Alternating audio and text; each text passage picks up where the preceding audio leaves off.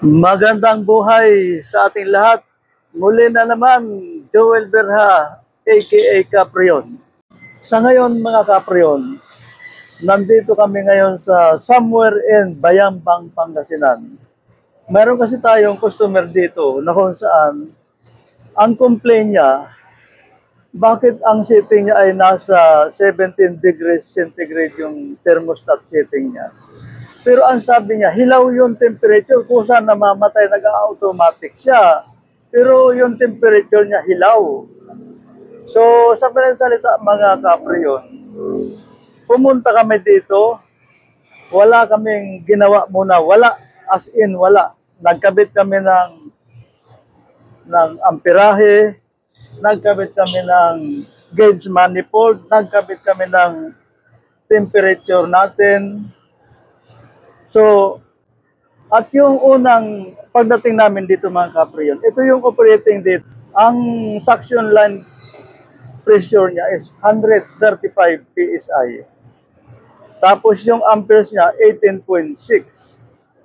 Yung suction line temperature niya is 13.4 degrees centigrade. At yung ambient niya mga kapriyon, talagang mataas, 39.2. Talagang may lagnat. Mataas pa sa lagnat, 39 eh.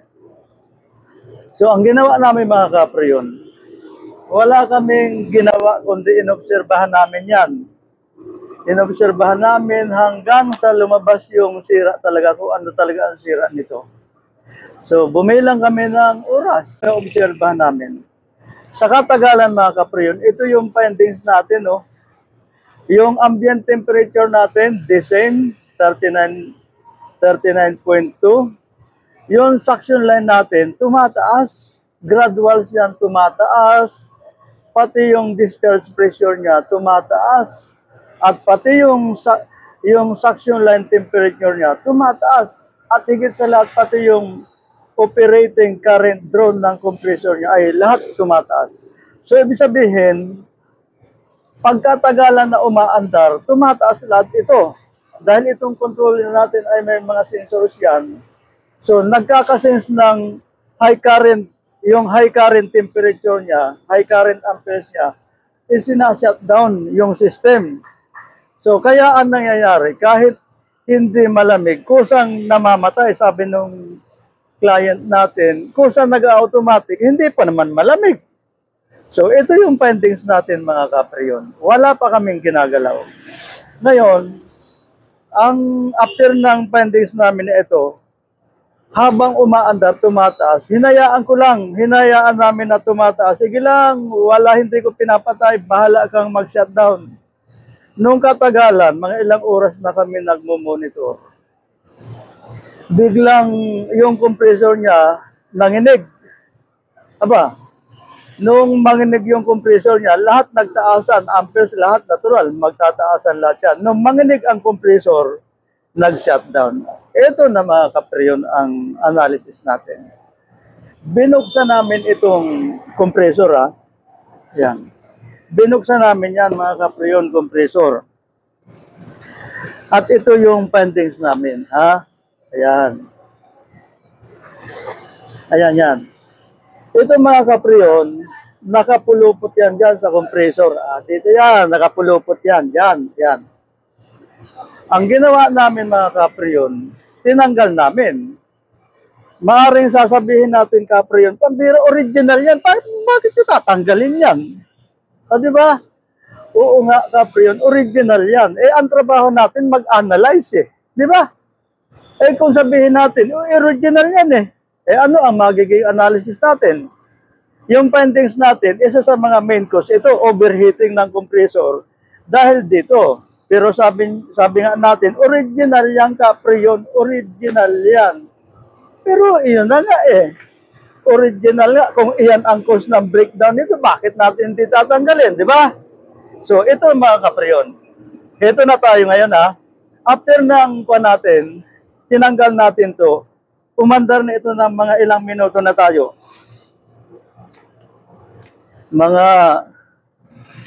Siguro wala pa naman 1 hour dahil kumain muna kami. Pagbalik namin, ito na yung data niya mga kapriyon Ito na yung data niya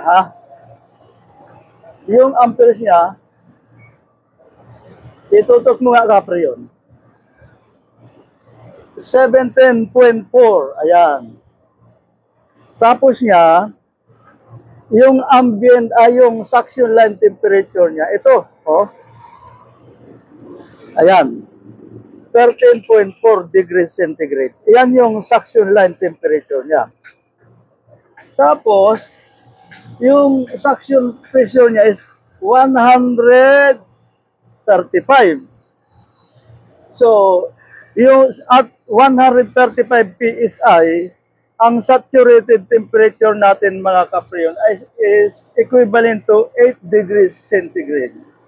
So, kung isusuma natin mga Caprion, yung suction line temperature natin na 13.3 minus 8, ilan yan? 5.3.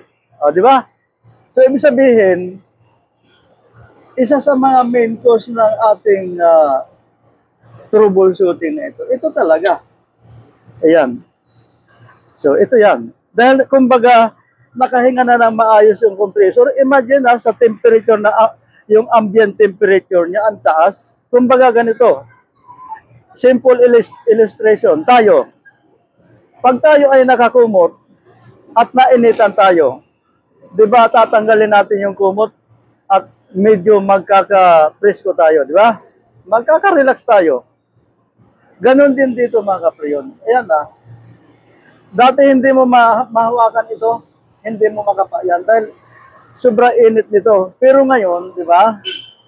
Yung operating data niya mga Caprion, masasabi nating normal na siya ngayon. Yung superheat natin, 5.3 degrees centigrade. Di ba? So, mamaya, babalikan namin kayo. Kukunin pa natin yung mga condenser temperature, in and out, yung mga evaporator, yung mga indoor. Kukunin natin at i-report namin sa inyo kung maganda ba yung analysis natin, maganda ba yung performance ng ginawa natin. Wala tayong ginawa Ito lang mga Caprion kumot ng compressor. Yan lang, walang iba So, i-pause mo muna Caprion at mga Caprion, ito na yung actual observation and operating data ng ating unit. Mula nang tinanggal natin itong takip na compressor, ito na siya mga Caprion. Suction pressure, 135 PSIG. Suction line temperature, 13.2 degrees centigrade. Discharge pressure, 225 PSIG. Amperes, ito yung operating current ng compressor niya is 17.6.